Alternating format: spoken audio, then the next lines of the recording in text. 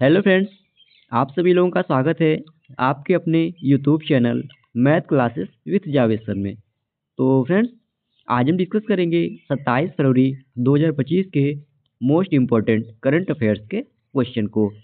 तो आप इस पूरे सेशन को लास्ट तक जरूर देखिएगा। और अगर आप हमारे वीडियो को पहली बार देख रहे हैं तो चैनल को सब्सक्राइब करना ना भूलें, ताकि हमारे द्वारा कुछ भी अपडेट किया जाए उसका नोटिफिकेशन आपको सबसे पहले मिल सके। और इस वीडियो का पीडीएफ आपको हमारे टेलीग्राम चैनल पे मिल जाएगा, जिसका लिंक वीडियो के डिस्क्रिप्शन में दिया गया है। आप उसे वहां से इजीली डाउनलोड कर सकते हैं।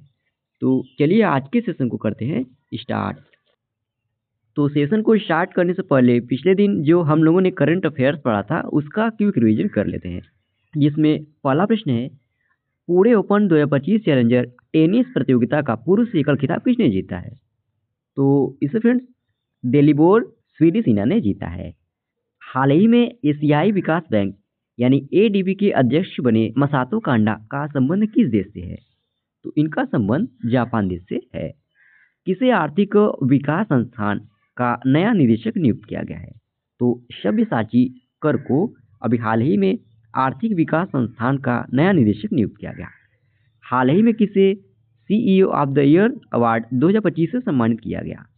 तो इस पुरस्कार से शमीर कनोडिया को सम्मानित किया गया। वन विभाग द्वारा जारी रिपोर्ट के अनुसार भारत का कौन सा राज्य अधिकतम गिद्धों वाला राज्य बन गया है? तो मध्य प्रदेश। यह फ्रेंड्स अभी हाल ही में वन विभाग द्वारा जारी रिपोर्ट के अनुसार भारत का सबसे अधिकतम गिद्धों वाला राज्य बन गया है। किस राज्य से पीएम मोदी ने प्रधानमंत्री किसान सम्मान निधि की 19वीं किस्त जारी की है? तो बिहार से इन्होंने यह किस्त जारी की है। हाल ही में किस मंत्री ने महाराष्ट्र के पुणे में 27वीं पश्चिमी क्षेत्रीय परिषद की बैठक का नेतृत्व किया है? तो केंद्रीय गृह मंत्री अमित शाह ने इस बैठक का नेतृत्व किया है। हाल ही में प्रायद्वीपी भारत के ब्लू चिक्ड बी ईटर के प्रजनन की पुष्टि की गई है। इसका नाम क्या है? तो इसका नाम फ्रेंड्स मेरोप्स पर्सिकस है। अब चलिए हम लोग आज के सेशन को कवर कर लेते हैं, जिसमें आज का पहला प्रश्न है, फरवरी 2025 में किसे woman entrepreneur award in sustainability से सम्मानित किया गया? तो इस पुरस्कार से निधि कर को सम्मानित किया गया, यानी बी ऑप्शन सही हो जाएगा। आइए क्वेश्चन से रिलेटेड इंपॉर्टेंट पॉइंट कवर कर लेते हैं। तो फ्रेंड्स, अर्थ नेस्ट की एग्जीक्यूटिव डायरेक्टर निधि कर को ब्रिटिश संसद के हाउस ऑफ लॉर्ड्स में woman entrepreneur award in sustainability से सम्मानित किया गया है। उन्हें फ्रेंड्स यह सम्मान इन्वायरमेंटल इनोवेशन और सस्टेनेबिलिटी में उनके योगदान के लिए दिया गया है।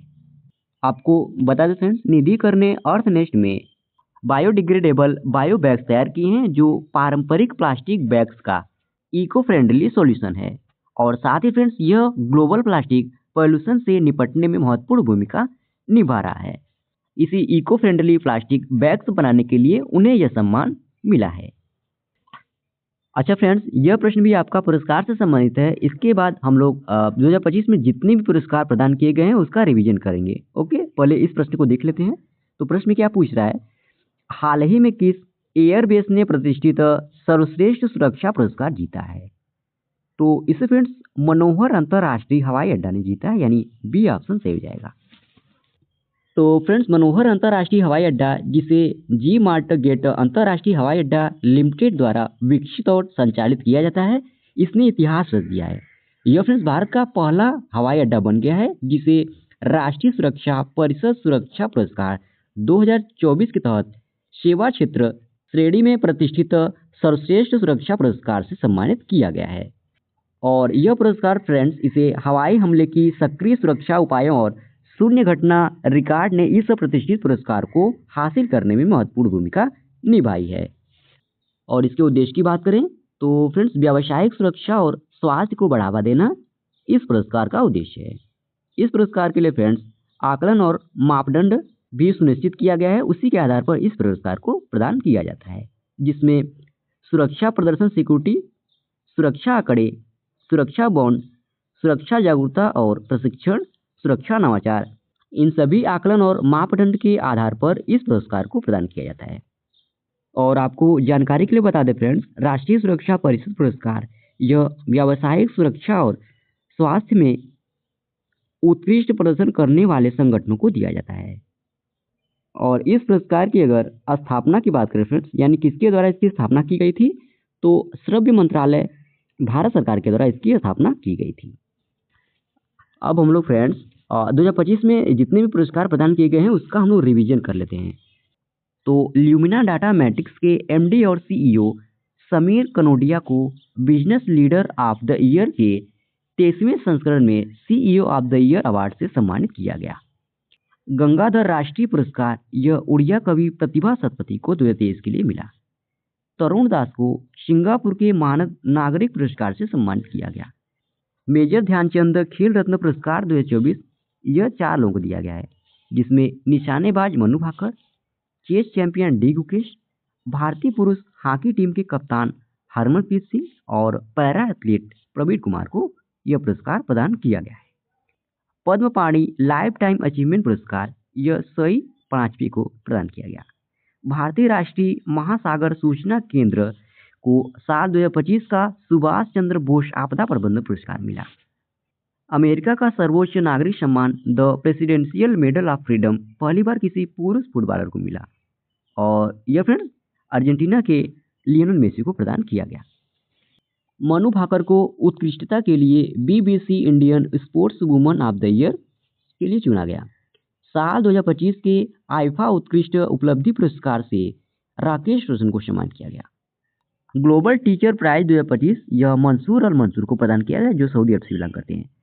कोल इंडिया लिमिटेड को सामाजिक दायित्व के क्षेत्र में उत्कृष्ट कार्य के लिए प्रतिष्ठित गोल्डन पिकॉक CSR अवार्ड 2024 से सम्मानित किया गया। चंद्रिका टंडन ने त्रिवेणी एल्बम के लिए ग्रैमी पुरस्कार जीता है। सिक्किम के PM Shri government senior secondary school को राष्ट्रीय ग्रीन स्कूल अवार्ड से सम्मानित किया गया। अगला प्रश्न है, किस बैंक ने फाइनेंशियल वीक 2025 का शुभारंभ किया है? तो इसका शुभारंभ भारतीय रिजर्व बैंक यानी RBI ने किया है। ये ऑप्शन सही हो जाएगा। तो फ्रेंड्स हाल ही में भारतीय रिजर्व बैंक यानी RBI ने फाइनेंशियल बिजनेस वीक 2025 लॉन्च किया है। यह अभियान फ्रेंड्स 24 फरवरी से 28 फरवरी 2025 तक जारी रहेगा। और इसके विषय की बात करें तो वित्तीय योजना महिलाओं की समृद्धि यह इस योजना का विषय रहा। इस विषय का मुख्य उद्देश्य महिलाओं को आर्थिक और सामाजिक रूप से बढ़ावा देना है। अब बात कर लेते हैं भारतीय रिजर्व बैंक यानी RBI के बारे में। तो यह फ्रेंड्स भारत का केंद्रीय बैंक है जो देश की स्मारक नीति और वित्तीय स्थिरता को नियंत्रित करता है। इसकी स्थापना 1 अप्रैल 1935 ईस्वी में हुई थी। इसका मुख्यालय महाराष्ट्र की राजधानी मुंबई में स्थित है। इसके वर्तमान गवर्नर फ्रेंड्स संजय मल्होत्रा हैं। और फ्रेंड्स अगर आपसे पूछा जाए कि RBI की मौद्रिक नीति समिति ने सदस्य के रूप में किसे नियुक्त किया है, तो इसको आप लोग जरूर नोट कर लेंगे। डॉक्टर नागेश कुमार, सौगत भट्टाचार्य और प्रोफेसर राम सिंह को RBI की मौद्रिक नीति समिति ने सदस्य के रूप में नियुक्त किया है। ओके। और अभी हाल ही में फ्रेंड्स RBI ने रेपो दर को घटाकर 6.25 कर दिया है। ओके, इसको भी आप लोग नोट कर लेंगे। और अभी फ्रेंड्स कुछ दिन पहले ग्लोबल फाइनेंस पत्रिका ने दुनिया का टॉप सेंट्रल बैंकर किसे चुना था, तो शशिकांत दास को चुना था। इसको भी आप लोग नोट कर लेंगे। अगला प्रश्न है, हाल ही में प्रधानमंत्री नरेंद्र मोदी ने कहाँ वैश्विक निवेशक शिखर सम्मेलन का उद्घाटन किया है? तो इन्होंने इसका उद्घाटन फ्रेंड्स मध्य प्रदेश की राजधानी भोपाल में किया है, यानी डी ऑप्शन सही हो जाएगा। तो फ्रेंड्स प्रधानमंत्री नरेंद्र मोदी ने भोपाल में ग्लोबल इन्वेस्टर्स कमेटी 2025 का उद्घाटन किया है, जिसमें फ्रेंड्स मध्य प्रदेश को निवेश केंद्र में बदलने के उद्देश्य से 18 नई औद्योगिक नीतियों का अनावरण किया गया है। और इस कार्यक्रम में फ्रेंड्स प्रमुख उद्योगपतियों और वैश्विक निवेशकों ने भाग लिया है, जिसमें वैश्विक आपूर्ति श्रृंखलाओं विशेष रूप से एरोस्पेस में भारत की भूमिका पर जोर दिया गया। और इसके मुख्य विषय की बात करें फ्रेंड्स, तो भारत को शीर्ष एरोस्पेस आपूर्ति श्रृंखला हब के रूप में स्थापित करना इस कार्यक्रम का मुख्य उद्देश्य था। इतना बस आप लोग जानते रहिए। अच्छा फ्रेंड्स, क्वेश्चन हमारा मध्य प्रदेश की राजधानी भोपाल से रिलेटेड था, तो हम लोग भोपाल से संबंधित कुछ करंट अफेयर्स का रिवीजन कर लेते हैं। तो 31वें राष्ट्रीय बाल विज्ञान कांग्रेस 2025 का आयोजन भोपाल में किया गया। भोपाल में 7000 से ज़्यादा आचार्य और बटुक द्वारा गीता पाठ करने का Guinness book of world record बना। भोपाल के हबीबगंज रेलवे स्टेशन का नाम बदलकर रानी कमलापति स्टेशन कर दिया गया। दुनिया का सबसे बड़ा इस्लामिक समागम भोपाल में आयोजित किया गया। भारत का पहला ई कचरा क्लिनिक मध्य प्रदेश के भोपाल में बना। इंदौर के बाद फ्रेंड्स मध्य प्रदेश की राजधानी भोपाल में भी भीख देने और मांगने को अपराध घोषित किया गया है। अगला प्रश्न है, भारत का पहला अंडर वाटर म्यूजियम और आर्टिफिशियल रीफ कहाँ बनाया जाएगा? तो यह महाराष्ट्र की राजधानी मुंबई में बनाया जाएगा, यानी ये ऑप्शन सही हो जाएगा। तो फ्रेंड्स भारत सरकार द्वारा ऐतिहासिक कदम उठाते हुए भारतीय नौसेना ने महाराष्ट्र पर्यटन विकास निगम लिमिटेड को लैंडिंग शिप टैंक INS गुलदार सौंप दिया है, ताकि फ्रेंड्स इसे अंडर वाटर म्यूजियम और कृत्रिम रीफ में बदला जा सके।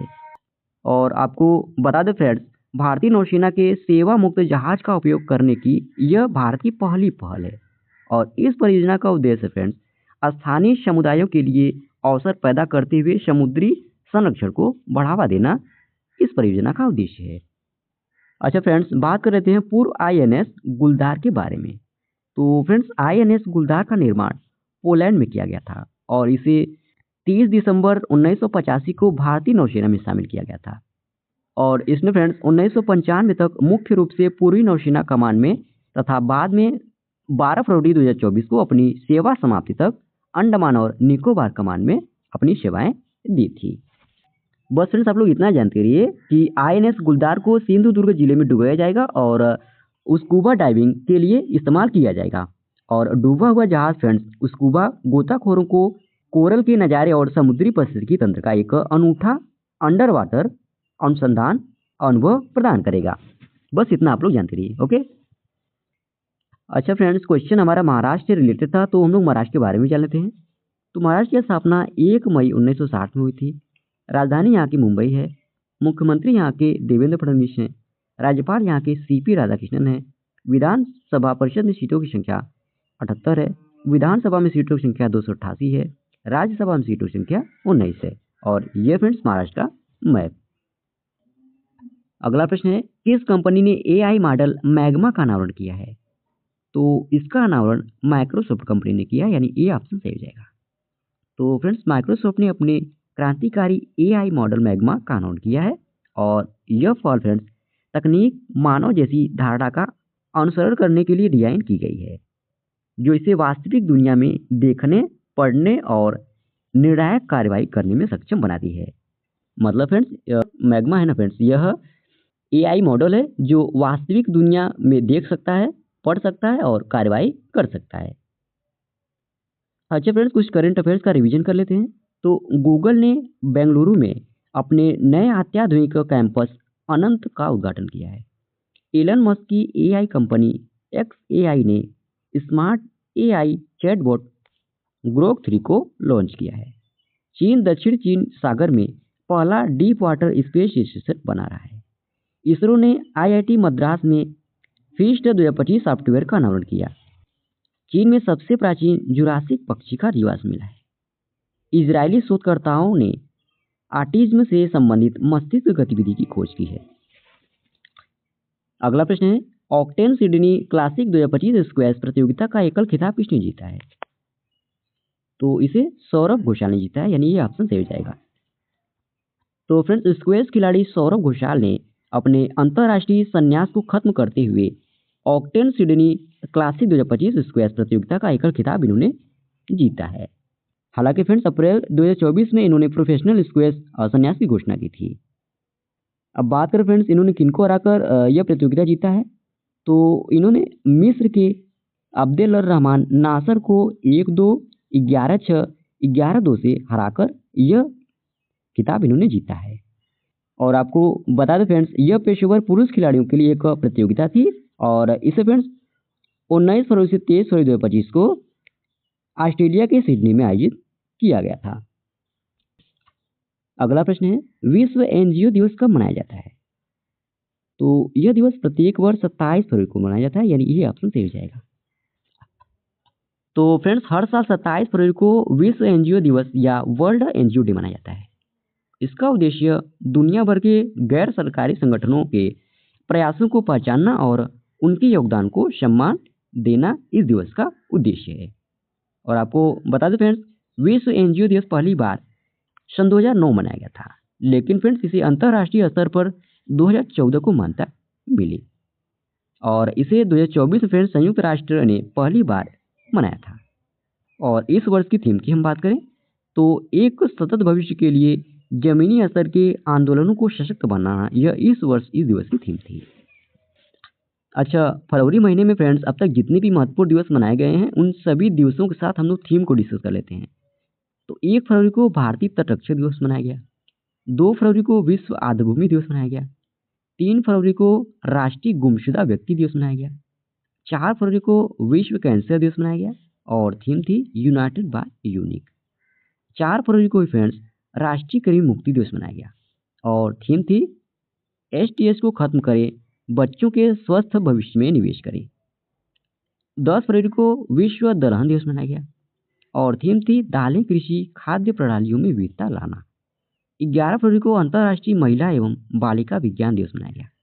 12 फरवरी को डार्विन दिवस और राष्ट्रीय उत्पादकता दिवस मनाया गया। 13 फरवरी को विश्व रेडियो दिवस और राष्ट्रीय महिला दिवस मनाया गया। 14 फरवरी को विश्व जनजातीय हृदय दोष दिवस मनाया गया। 15 फरवरी को विश्व पेंगुलिन दिवस मनाया गया। 15 फरवरी को फ्रेंड्स अंतर्राष्ट्रीय बाल कैंसर दिवस मनाया गया। 16 फरवरी को राष्ट्रीय बादाम दिवस मनाया गया। 17 फरवरी को वैश्विक पर्यटन लचीलापन दिवस मनाया गया। 18 फरवरी को विश्व सामाजिक न्याय दिवस मनाया गया और थीम थी सशक्तिकरण और समावेशन। 21 फरवरी को अंतर्राष्ट्रीय मातृभाषा दिवस मनाया गया और थीम थी अंतर्राष्ट्रीय मातृभाषा दिवस का रजत जयंती समारोह। 23 फरवरी को विश्व शांति और समझ दिवस मनाया गया। 24 फरवरी को केंद्रीय उत्पाद शुल्क दिवस मनाया गया। तो फ्रेंड्स इसी प्रश्न के साथ ही ये आज का हमारा डेली करंट अफेयर्स का सेशन समाप्त होता है। आशा करते हैं आज का आपको सेशन अच्छा लगा होगा और इस वीडियो का पीडीएफ आपको हमारे टेलीग्राम चैनल पे मिल जाएगा, जिसका लिंक वीडियो के डिस्क्रिप्शन में दिया गया है। आप उसे वहां से इजीली डाउनलोड कर सकते हैं। और अगर आप हमारे वीडियो को पहली बार देख रहे हैं तो चैनल को सब्सक्राइब करना ना भूलें, ताकि हमारे द्वारा कुछ भी अपडेट किया जाए उसका नोटिफिकेशन आपको सबसे पहले मिल सके। और वीडियो में लास्ट तक बने रहने के लिए धन्यवाद। आज के लिए इतना ही। जय हिंद, वंदे मातरम।